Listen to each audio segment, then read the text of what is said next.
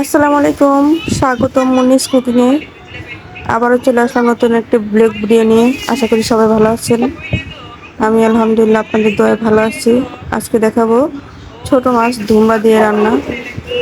আরও মজাদার করার টিপস আপনাদেরকে এই রান্নাটায় আমি দেখাবো।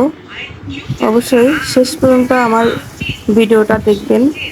ভালো লাগলে লাইক, কমেন্টস এবং শেয়ার করে দিবেন।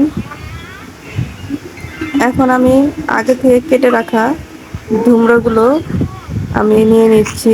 সুন্দর করে পরিষ্কার করে ধুয়ে কেটে নিয়েছিলাম। দিয়ে দিব আমি মশলাগুলো একে একে। পেঁয়াজ, কাঁচামরিচ দিয়ে দিচ্ছি, হলুদ দিয়ে দিচ্ছি, মরিচের গুঁড়ো, লবণ, সাথে অ্যাড করে দিলাম জিরা বাটা, দিয়ে দেব তেল।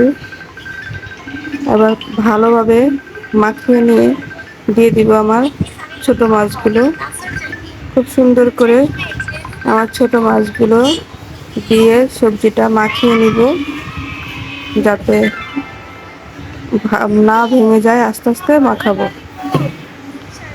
এ পর্যায়ে দেখেন আমার মাখানোটা শেষ।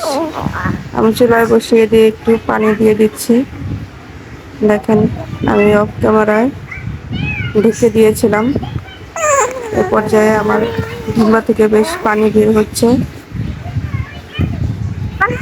পানি বের হয়ে গেছে। এখন আমি মিনিমাম কিছু আঁচ দিয়ে নিব।